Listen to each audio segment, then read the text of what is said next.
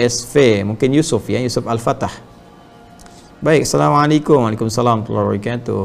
Ustaz, izin bertanya. Baik, ibu saya saat ini sedang dirawat di salah satu rumah sakit swasta di Bekasi. Baik, saya bermohon pada Allah Subhanahu wa taala, semoga Allah memberikan kesembuhan yang terbaik kepada ibunda Anda dan kepada siapapun yang sakit pada saat ini, dan semoga diberikan hikmah di balik penyakit itu sehingga lebih mendekatkan diri kita kepada Allah Subhanahu wa taala dan memberikan ampunan-ampunan dari dosa-dosa yang pernah dikerjakan dan kemuliaan-kemuliaan terbaik, dan semoga kita disertakan dengan segala kemuliaan-kemuliaan tadi disebutkan. Baik, kita lihat kondisi ibu saya bed rest menggunakan popok serta kateter. Pertanyaannya, bolehkah istinja menggunakan tisu basah? Karena selama ini dibersihkan perawat menggunakan tisu basah. Yang kedua, saat waktu sholat tiba, ibu saya sholat tapi selang kateter masih ada urin. Sahkah sholat kondisi seperti itu? Minta solusinya Ustaz, dan juga doa agar Allah segera angkat penyakitnya. Yang terakhir sudah saya sampaikan, semoga Allah meridhai Anda.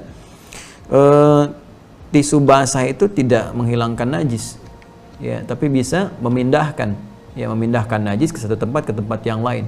Karena itu istinja itu harus menggunakan benda yang kering, ya, benda apa? Yang kering, benda yang kering. Kemudian yang kedua, dia tidak punya harga, ya, artinya bukan benda-benda yang punya nilai harga. Misalnya istinja pakai logam mulia, itu nggak bisa dipakai itu gitu ya. Kemudian juga bukan benda-benda yang bernajis gitu ya, sehingga menyebarkan kembali najisnya.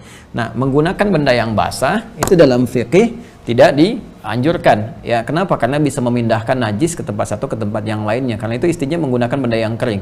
Para ulama sepakat di era kekinian bahwa tisu bisa digunakan untuk menjadi salah satu wasilah atau perangkat istinja.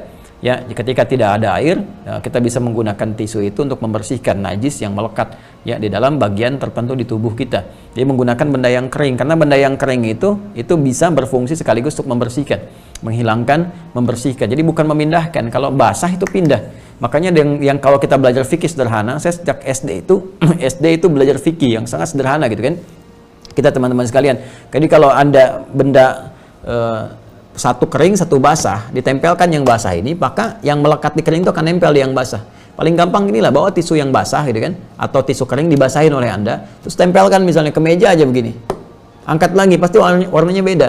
Karena kotoran yang ada di meja akan menempel, ya, ke yang basah itu. Tapi yang kering belum tentu. Ketika Anda tempelkan pun misalnya kalau nggak hitam banget ya, kalau tempelin ke knalpot ya pasti kena juga gitu kan. Tapi yang saya maksudkan ini benda-benda biasa itu otomatis nggak seperti yang basah tadi. Dan kalau Anda beginikan aja udah hilang gitu kan. Beda dengan yang basah tadi.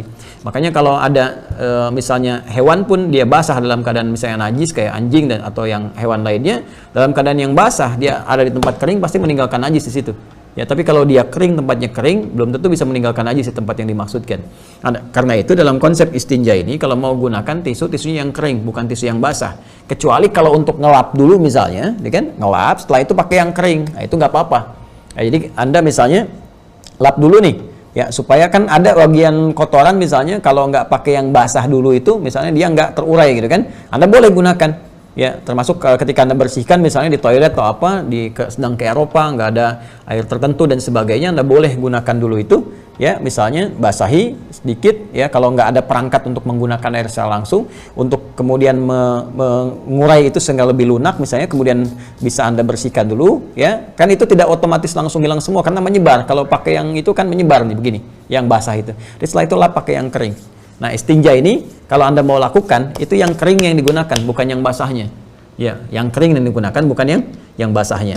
Nah, dalam konteks untuk bayi misalnya bagaimana? Bayi kan belum ada beban, dia bukan baligh. Ya, kalau bayi kan belum ada beban untuk menunaikan ibadah. Jadi bisa aja Anda usap dengan tisu basah misalnya, ya, Anda lap kembali, ya, setelah itu Anda keringkan dengan yang keringnya. Tempel-tempel begini misalnya kan, atau dilap-lap karena kulitnya masih sedikit halus. Ya, kembali jawaban yang paling singkatnya, tidak diperkenankan menggunakan yang basah karena itu tidak menghilangkan najis, tapi hanya sekedar untuk memindahkan saja. Kecuali kalau mau dilap dulu, baru setelah itu Anda gunakan yang keringnya untuk membersihkan. Itu sah untuk dilakukan. Kemudian bagaimana status sholatnya teman-teman sekalian? Anda jangan samakan orang-orang yang diberikan rukhsah oleh Allah Subhanahu wa taala melalui lisan Nabi sallallahu alaihi wasallam dengan orang-orang dengan kondisi biasa. Ya, jangankan orang sakit, orang sehat saja antara mukim dengan safar itu beda. Safar tertentu punya rukhsah, yang tadinya 4 rakaat zuhur bisa 2 rakaat, kemudian dikosor gitu kan. Nah, sama persis apalagi orang sakit. Makanya hadis Nabi tegas mengatakan, idza maridal 'abdu aw safar kutiba lahu mithla ma kana 'alaihi muqiman sahihan. Apabila seseorang punya uzur dalam keadaan sakit sehingga punya hukum berbeda, maka dihukumi dengan hukumnya itu. Dan pahalanya tetap mendapatkan yang sama. Ya, seperti orang yang sehat, yang biasa, sepanjang rutinitas sebelum sakit dia kerjakan seperti itu. Ya, misalnya Anda dalam keadaan sering puasa sunnah gitu kan, sholat sunnah dan seterusnya. Anda sakit nih, nggak bisa sholat sunnah bangun malam misalnya, dipaksakan susah, puasa sekarang nggak boleh dulu karena harus minum obat. Itu tetap Anda mendapatkan pahala dari kebiasaan Anda mengerjakan puasa sunnah saat sehat. Makanya Masya Allah pahala itu kalau kita dulang dengan cara yang benar itu bagus. Nah, yang seperti ini dalam kondisi demikian pakai popok, misalnya pakai kateter, jangan dihukumi sama dengan kondisi biasa. Jadi caranya bagaimana ketika tiba waktu sholat tetap dia berwudu dalam keadaan yang baik, dengan keadaan wudunya itu, maka dalam keadaan dia sudah berwudu dia dianggap suci. Ya, ada kasus walaupun misalnya seseorang sudah banyak beser nih, nggak menentu nih sifatnya, besernya bisa tiba kapan saja. Nah, caranya bagaimana? Ketika sudah tiba waktunya sholat, dia berwudu, maka ketika dia wudu untuk sholat dia dianggap suci, sekalipun saat dia sedang menunaikan ibadahnya misalnya keluar ya dengan besernya itu bukan yang dikehendaki disengaja tiba, sesuatu yang mengalir dengan sendirinya di luar kontrol kita, maka dihukumi suci pada saat itu. Ya, nanti setelah dia selesai zikir dia bersihkan kembali. Ya, tiba bersihkan lagi, walaupun dalam kondisi tadi, dalam kondisi yang terbatas sifatnya dan dalam kondisi yang sifatnya uzur, ya. Uzur pun sifatnya ma'dzur dalam agama, itu sesuatu yang dimaafkan. Ya, dan intinya kita berdoa kepada Allah Subhanahu wa taala membantu saudara kita semoga segera diberikan kemudahan, kelancaran, kesembuhan dan beribadah seperti sedia kala. Dan terus berbakti kepada ibunda Anda karena ini peluang bagaimana membahagiakan ibu seperti ibu merawat Anda sejak kecil. Ya, saat sakit, saat dalam keadaan Anda gelisah dan sebagainya. Dan sekali lagi agama itu mudah walaupun tidak untuk dimudah-mudahkan. Tinggal belajar ilmunya, dengan ilmu itu insya Allah segala situasi itu ada solusinya. Cuma dalam Islam. Silahkan cek. Cuma dalam Islam, nggak bisa berdiri, bisa duduk, nggak bisa duduk, bisa berbaring. Berbaring sulit, bisa bergerak. Ya, atau berkedip dan sebagainya. Pada ibadah-ibadah tertentu itu yang sifatnya ditekankan untuk kebaikan kita seperti sholat, ada solusi. Ya, bahkan kalau kita belum mampu dalam ibadah-ibadah yang lain selain sholat, karena sholat pun di setiap kondisi ada caranya. Ya, kalau ibadah lain tidak, itu bisa dimaafkan dengan tidak mengerjakan kalau belum ada kemampuan. Zakat belum mampu, nggak ada kewajiban zakat. Ya, puasa nggak mampu, sama sekali diganti dengan fidyah. Haji nggak mampu, nggak berlaku. Tapi kita diminta kepada kita untuk menunaikan spirit-spirit haji, berbuat baik, dengan meninggalkan perbuatan maksiat dan sebagainya, sehingga pribadi kita mendapatkan mabrur di sisi Allah Subhanahu wa taala lewat amalan-amalan kita. Tapi sholat menariknya nggak ada istilah nggak mampu, karena setiap kondisi kita itu diberikan solusi syariatnya, termasuk dalam kondisi tadi. Ya, jadi kalau mau bersuci gunakan tisu yang kering, ya yang basah untuk mengelap, untuk melunakkan, kering pakai yang kering untuk membersihkannya. Dan dalam keadaan sholat menggunakan perangkat tadi, sah Anda menggunakan sepanjang tadi sudah dibersihkan, kemudian setelah itu berwudu dan Anda dalam keadaan demikian tunaikan sholat kepada Allah, dan semoga Allah Subhanahu wa taala menerima amalan kita berdasarkan ikhtiar yang kita kerjakan. Ya. Wallahu taala alam bissawab. Kembali ke YouTube, kita coba 5 menit lagi ya, kita sempurnakan. Dari Mas Rian Wahyu, 46 menit yang lalu. Bismillahirrahmanirrahim. Assalamualaikum Ustaz. Waalaikumsalam warahmatullahi wabarakatuh. Semoga Allah muliakan Anda dan memberikan kemuliaan yang sama kepada kita semua. Bagaimana cara menghilangkan was-was ketika kita sholat? Ya hilangkan aja. Jangan was-was. Cara menghilangkan was-was, jangan marah. Cara menghilangkan marah, jangan marah. Cara menghilangkan was-was, jangan was-was. Cara menghilangkan marah, jangan marah. Sebentar ya. Soalnya setiap saya ambil wudhu sampai selesai sholat selalu datang bisikan-bisikan yang aneh-aneh Ustaz. Makasih Ustaz. Oh berarti bukan saat sholat saja, saat wudhu, dari sejak wudhu. Nah ini setannya nih. Nanti kapan-kapan kita ngaji ya, fikih setan. Nah kan menarik kan, fikih setan ya, memahami. Fikih itu kan memahami tentang setan. Ya kalau kita tahu jalan bagus saja, nggak tahu di mana jebakannya, ya di mana durinya, di mana lubangnya, kemungkinan bisa terpeleset. Ya sama juga. Kalau kita hanya menghitung mengenal malaikat dan sebagainya bagus, tapi kalau nggak tahu setan, nggak tahu strateginya, gimana kita bisa menghindarinya, perangkap-perangkapnya, jeratan-jeratannya? Ya, mungkin bisa lebih berbahaya daripada jebakan Batman, gitu kan? Nah ini yang mesti kita waspada, itu ya, waspadalah. Jadi teman-teman sekalian, ini makanya di Quran tuh banyak sekali keterangan yang menyampaikan pada kita perangkap-perangkap setan. Ya khutwati syaitan, ini loh perangkap-perangkap setan nih. Ini khutwahnya, ini caranya, begini-begini. Ya Allah tuh Rahman sekali lagi. Ya mesti tahu kita. Nah, di antara pembahasan tentang setan itu ada memang tugas-tugas spesifik dia. Ya, dari jaringan iblis ini. Ya, jaringan iblis. jaringan iblis laknatullah, ya disingkat, silakan singkat sendiri.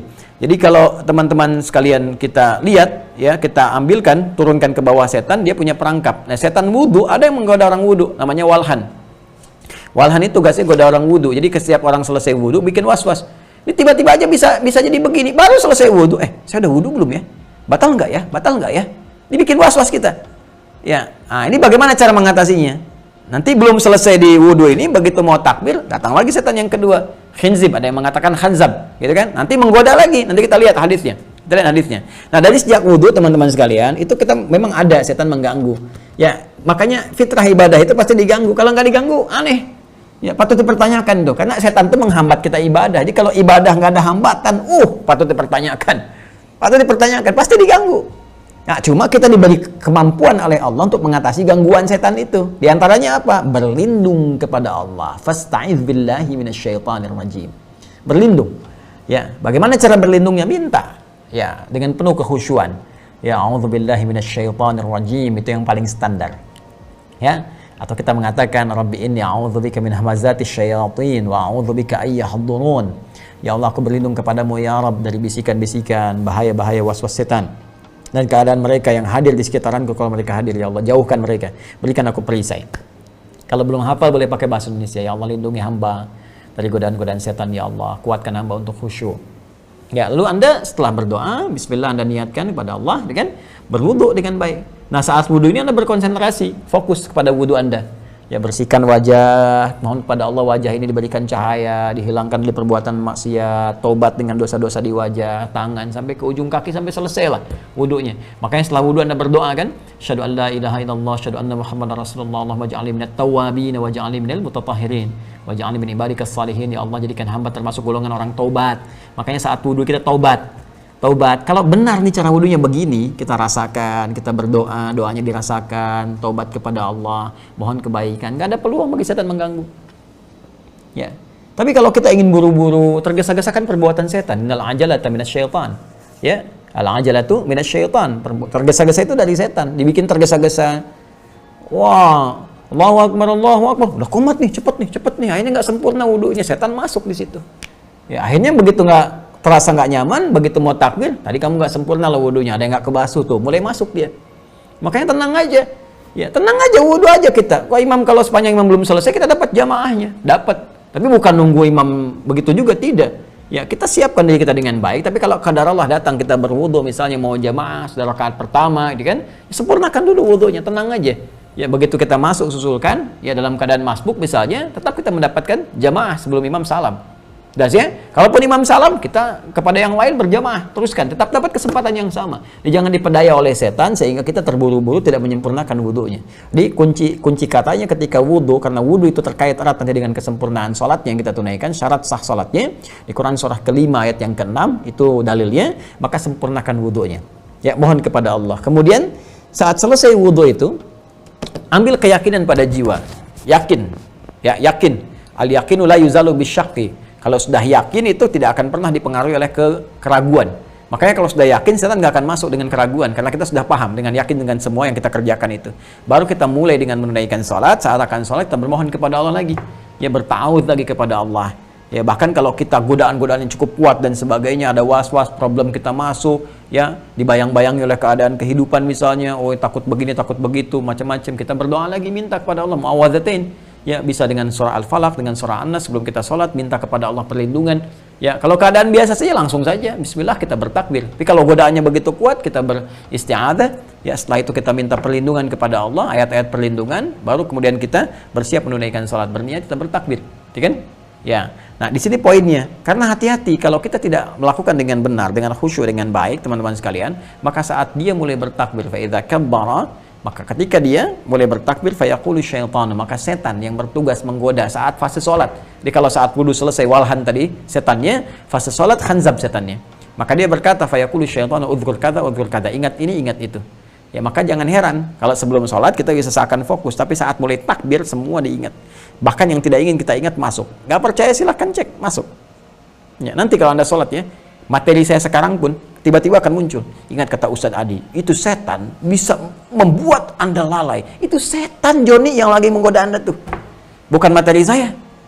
Ya, Itu tiba-tiba tuh bisa datang begitu saja. Maka apa yang harus kita lakukan? Yang harus kita lakukan berusaha untuk khusyuk. Bagaimana caranya khusyuk? Dibahaslah kemudian langsung oleh Allah disampaikan di ayat ke-46 di surah Al-Baqarah. Surah kedua ayat ke-46. Alladzina yadhunnuna annahum mulaqu rabbihim wa annahum ilaihi raji'un. Jadi untuk khusyuk itu persiapan dimulai sebelum sholat. Rasakan kita akan menghadap Allah. Dan bayangkan boleh jadi ini sholat yang terakhir yang kita kerjakan. Sholat itu memenuhi panggilan. Allah panggil kita. Dipanggil Allah itu artinya apa? Puncaknya kita kembali kepada Allah. Makanya di ujungnya ditutup dengan kalimat ilaihi raji'un. Ya, alladzina yadhunnuna annahum mulaqu rabbihim wa annahum ilaihi raji'un. Kan kalimat apalagi nih udah menjelang malam nih. Kalau udah kalimat raji'un, raji'un, raji'un kita mengerti pulang kan? Ya, dipanggil Allah itu pulang kembali kepada Allah. Sekarang setiap hari 5 kali diingatkan kita dipanggil Allah. Dan mungkin itu panggilan terakhir. Makanya kata Allah langsung dalam Al-Quran Allah firmankan alladzina yadhunnuna annahum mulaqu rabbihim. Setiap akan sholat rasakan kita akan menghadap Allah, dan ini mungkin panggilan pulang kita. Betapa indah saat pulang lewat sujud sedang taat kepada Allah, insya Allah husnul khatimah, gitu kan? Nah, maka kalau keadaan kita merasa sudah seperti itu, kita siapkan baju yang paling halal, yang paling baik, kondisi hatinya bagus, siap, lantas kemudian kita belajar. Ya, sebelumnya kita siapkan bacaan-bacaan itu kita pahami dulu. Itu yang dimaksud Quran surah ke-29 Al-Ankabut ayat ke-45. Sebelum sholat tilawahi dulu tuh bacaan-bacaan, gerakan-gerakan sholat. Utlu itu perintah dari kata tilawah, baca pahami. Di takbir pahami dulu, bacaan takbir itu maknanya apa, bacaan ruku maknanya apa, sampai ke sujud, sampai ke salam, pelan-pelan. Nah, dengan pemahaman itu ketika lisan berkata Allahu Akbar, pikiran kita menerjemahkan Allah Maha Besar. Hati kita meresapi, ya Allah Engkau yang Maha Besar. Aku bertobat, selalu merasa besar dalam kehidupan, sombong kepada kawan-kawan, merasa yang lebih hebat dibandingkan yang lain, angkuh terhadap kawan-kawan dan tetangga sekitaran. Itu hadir di jiwa kita. Sehingga dengan itu kita rasakan, nah nggak ada tempat bagi setan mempermainkan kita. Kenapa? Karena pikiran kita sudah menerjemahkan apa yang sudah kita bacakan lewat lisan. Setan nggak punya tempat di pikiran kita. Ya, pikiran nggak terganggu lagi, fokus menerjemahkan, hati meresapi, nggak bisa was-was ke dalam hati kita. Ya, karena itu setelah kita mengatakan, ya Allah saya tobat dari keburukan-keburukan, kita berkata, Allahumma ba'id baini wa baina khataya. Ya Allah saya mengaku banyak salah, banyak dosa ya Allah. Maka aku mohon di kesempatan ini agar Engkau mengampuni dosa-dosaku dan jauhkan aku dari dosa-dosaku seperti Engkau jauhkan timur dengan barat yang tidak pernah bertemu. Aku nggak ingin ketemu lagi dengan dosaku ya di akhirat saat semua ditampakkan. Ya wa may ya'mal mithqala dzarratin syarran yarah. Saat keburukan ditampakkan nampak, aku mau lihat ya Allah. Seperti Engkau jauhkan timur dan barat yang tidak pernah nampak, tidak pernah bertemu. Ya, jauhkan pula aku dengan dosa-dosaku ya Allah, dengan kesalahanku. Allahumma naqqini minal khataaya kama yunqqa ath-thawbul abyadu minad danas. Allahumma ighsilhu bil ma'i wath thalji wal barad ya Allah. Kalau memang terlampau pekat, bersihkan ya Allah. Bersihkan, beningkan seperti ya noda itu dibersihkan dari najis, dari kotoran-kotoran walaupun menggunakan air yang sangat dingin. Anda taubat.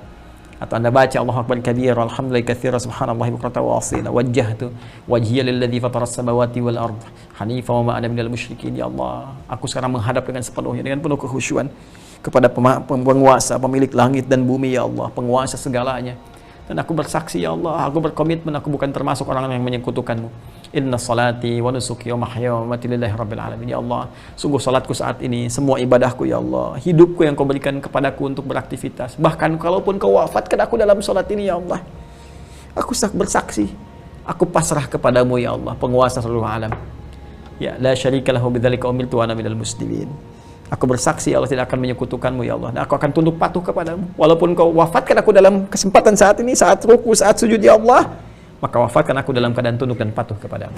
Tuh, kalau kita mengerti, kita paham dengan apa yang kita bacakan, tiba-tiba kemudian bisa mengalir air mata, enak gitu ya. Dari mulai takbir tuh baca iftitah, makanya Fatihahnya ada yang langsung nangis, baca surat-surat tuh merasa ke dalam jiwa ya. Baca ayat tentang surga, pengen rasanya mendapatkan itu. Baca ayat tentang neraka, takut, tentang adab, takut, ada yang menangis, banyak seperti itu. Kan aneh, baca ayat surga nangis, baca ayat neraka kok diam-diam aja gitu ya kan? Ada sesuatu yang belum meresap kepada jiwa. Nah, kan?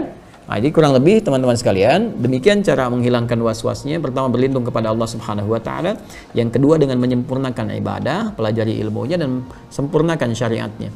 Ya, dari mulai syarat dan rukunnya. Insya Allah dengan seperti itu akan terjadi perubahan pada jiwa kita. Baik, terakhir ya, kita ambil dari Instagram dulu satu lagi supaya seimbang ya. Dari akun Khadam. Assalamualaikum Pak Ustaz. Waalaikumsalam warahmatullahi wabarakatuh. Saya Irfan Khadam, mahasiswa. Masya Allah, semoga Allah lancarkan pelajaran Anda, memberikan hikmah dan ilmu yang baik kepada Anda, berguna bagi agama setelah Anda selesai belajar, bagi bangsa, bagi negara, dan bagi masyarakat. Dan semoga Allah menyertakan kami dalam kemuliaan yang Anda dapatkan. Ustaz izin bertanya Ustaz, apa itu salat intizar Ustaz, dan benarkah tidak ada salat qabliyah Jumat dan digantikan dengan salat intizar? Syukran Ustaz Adi, semoga Allah muliakan Ustaz. Semoga Allah muliakan kepada Anda melebihi apa yang Allah berikan kepada saya. Intizar itu dari kata intazar, yantazir intizaran, artinya menunggu. Ya, salat intizar itu salat yang dilakukan untuk menunggu khatib naik ke atas mimbar. Jadi sebelum khatib naik, ya silahkan Anda bisa tunaikan salat, ya tidak ada batas rakaatnya. Ya, sepanjang dia belum naik aja, sebelum khatib belum naik ke atas mimbar, ya untuk memulai khutbahnya. Anda datang jam 11, silahkan mau isi dengan sholat, ya terus 2 rakaat lagi, 2 rakaat lagi, 2 rakaat lagi, atau dengan kalimat thayyibah, atau sambil baca Al-Quran, baca surat Al-Kahf, ya, baca sholawat kepada Nabi, silahkan sampai menunggu khatib naik ke atas mimbar. Dan khatib belum naik ke atas mimbar, artinya belum tuh bahasa Arabnya apa? Bahasa Arabnya qabla. Kalau kita tunaikan dengan ibadah, maka jadi mudhaf ilaih diganti dengan sifat jadi qabliyah. Jadi kalau ada yang mengartikan salat qabliyah sebelum Jumat dengan pemahaman tadi, sebelum naik ke atas mimbar, jadi setelah adzan, biasanya adzan yang pertama gitu kan. Adzan yang seperti di Mekah, di Madinah ada adzan pertama untuk menunggu orang. Di Mekah kalau tawafnya sudah selesai, kalau dulu kan 2 kali itu karena kondisinya belum terdengar kepada sebagian yang lain. Ya, kalau sekarang kondisinya nunggu orang-orang untuk dikondisikan dulu dalam tawaf dan sebagainya. Kalau di Masjid Nabawi nunggu karena keutamaannya banyak, sudah 1000 keutamaan, kan saat ditunaikan. Nah, terlepas dari itu semua, artinya memberi kesempatan kepada orang lain untuk bersiap menunaikan Jumat sebelum khatib naik ke atas mimbarnya. Nah, maka ada di mazhab Syafi'iyah, di antara pemahaman Syafi'iyah, kan qabliyah bisa dikerjakan. Kita pun kalau mau katakan intizar itu adalah termasuk dari qabliyah, artinya sebelum khatibnya naik ke atas mimbar untuk berkhutbah. Ya, kemudian kalau ada di adzan yang pertama misalnya, yang sebelum khatib naik ke atas mimbar, ya. Biasanya kalau di Mekah, di Madinah itu sebelum tiba waktunya. Jadi kalau misalnya zuhur jam 12, ya waktu Jumat jam 12, itu jam 12 kurang seperempat dia adzan dulu untuk mengingatkan kepada yang lain. Baru di situ kemudian orang-orang mulai datang, ada yang sholat, ada yang zikir dan sebagainya.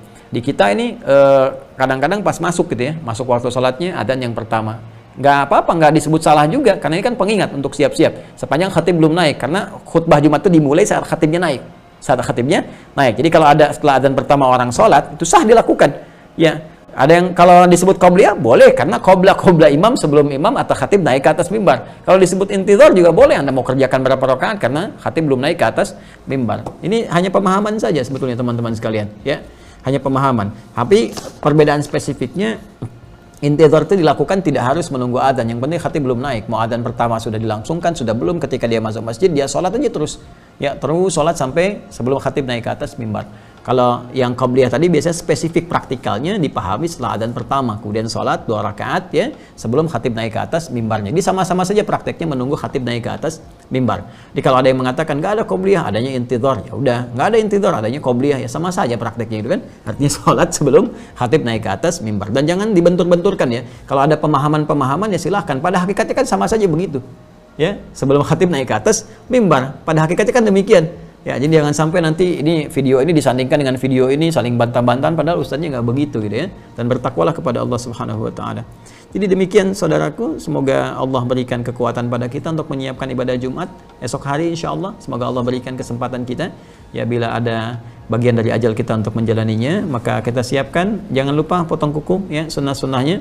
Ya, di Jumat sejak malam ini sudah mulai baca Al-Kahf ya, perbanyak sholawat kepada Nabi sallallahu alaihi wasallam. Besok pagi di hari Jumatnya kita sempurnakan lagi, siapkan pakaiannya, siapkan rencana doa-doa spesifiknya ya, dan siapkan pula amal-amal kebaikan yang bisa kita maksimalkan di hari Jumat.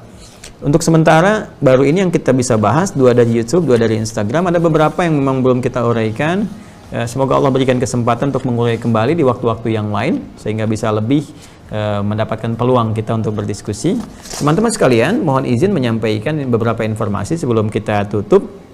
Bahwa yang pertama, saya menyampaikan informasi di pekan yang lalu bahwa insya Allah pekan depan kita akan umumkan untuk satu momen penyatuan ta'lim. Rupanya saya cek perangkatnya belum sepenuhnya siap.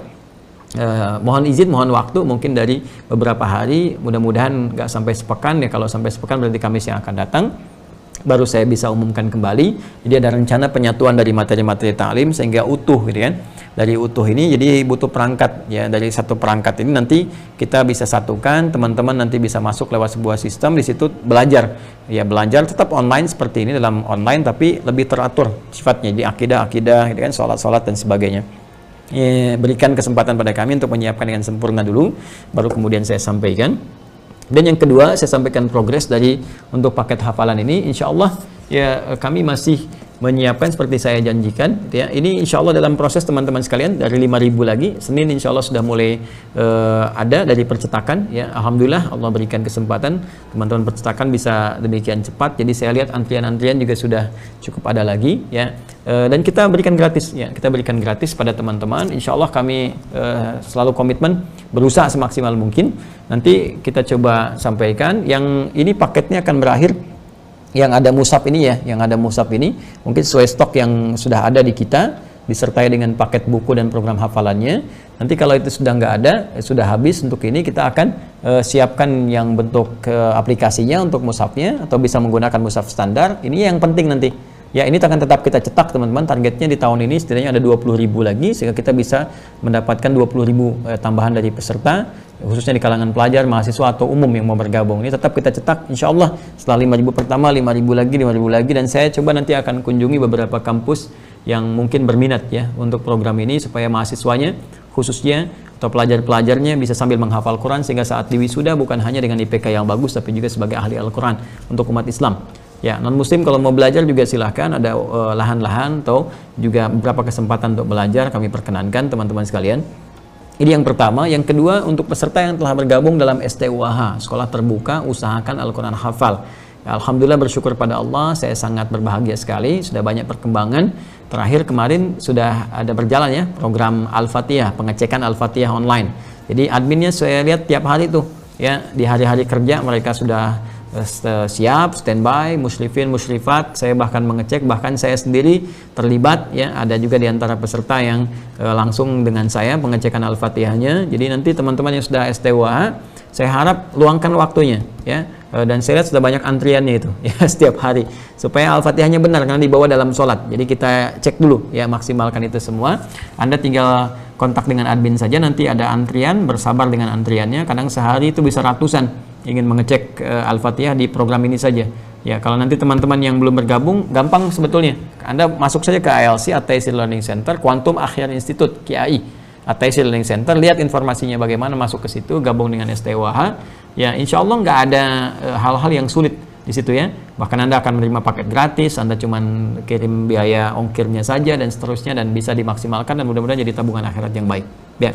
Kemudian yang lainnya teman-teman sekalian, mohon berkenan, kita masih mengondisikan dalam suasana pandemi untuk memperbanyak online. Saya belum bisa offline karena menghargai ya situasi yang ada saat ini, juga bagaimana mengondisikan supaya kita bisa bersinergi. Saya mohon sekali lagi kita bersinergi ya, supaya sama-sama kita menyelesaikan persoalan pandemi ini supaya selesai sebelum Ramadan. Ya, sebelum Ramadan kita ingin menikmati Ramadan kita ini dengan penuh kedamaian, ketentraman, kenikmatan ibadah ya bisa i'tikaf dan sebagainya. Karena itu kita bertekad, kita tuntaskan. Mungkin saya juga dalam beberapa hari ini insya Allah akan meningkatkan ya riset menjadi satu hal yang bisa kita maksimalkan kembali ya untuk teman-teman. Nanti saya publikasikan setelah semua baik, karena untuk menghindari pemburu-pemburu potongan video yang dimanfaatkan untuk kepentingan komersial.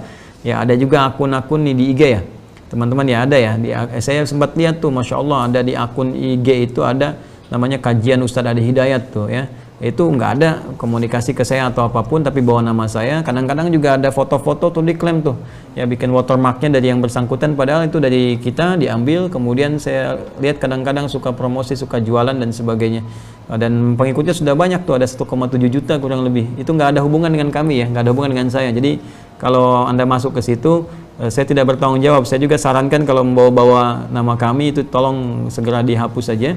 Kalau kita proses supaya tidak menyebarkan hal-hal yang tidak kondusif ya, tidak kondusif. Maka kalau mau mengerjakan, kerjakan yang ambil yang berkah lah, yang baik-baik.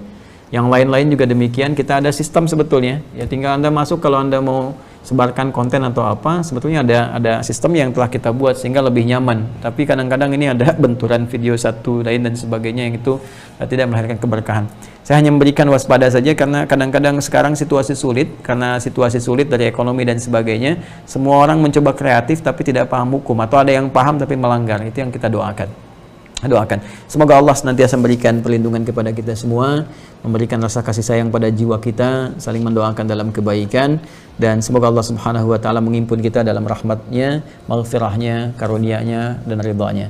Terima kasih atas perhatiannya. Kita berjumpa di lain kesempatan insya Allah, dan semoga dalam perjumpaan kita lebih baik daripada hari-hari sebelumnya. Maafkan saya terlalu banyak salah yang saya kerjakan, dan teman-teman yang pernah berinteraksi dengan saya dari mulai ya balighnya atau pendidikan dari TK, SD sampai dengan sekarang, saya merasakan dan mengetahui banyak hal yang mungkin saya kerjakan dan bernuansa khilaf. Mohon saya maafnya dari teman-teman semua. Semoga Allah mengampuni dosa-dosa saya dan keluarga, dan jika ada terkait dengan harta, utang piutang dan sebagainya, mohon disampaikan supaya saya bisa lunasi ya, atau diselesaikan sebelum kembali kepada Allah jika itu benar. Ya, bukan mengada-ngada atau diada-adakan karena hal tertentu yang mungkin jadi beban juga bagi semuanya.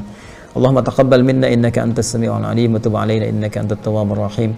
Allahumma rabbana Allahumma ij'alna min ahli al-Qur'an waj'al al-Qur'ana sahiban lana fid dunya wa syafi'an lana fil akhirati ya arhamar rahimin. Rabbana atina fid dunya hasanah wa fil akhirati hasanah wa qina adzaban nar. Bifadlika subhana rabbika rabbil izzati amma yasifun wa salamun alal mursalin wa akhiru da'wana subhanakallahumma wa bihamdika nashhadu an la ilaha illa anta nastaghfiruka wa natubu ilaik walhamdulillahi rabbil alamin. Assalamualaikum warahmatullahi wabarakatuh.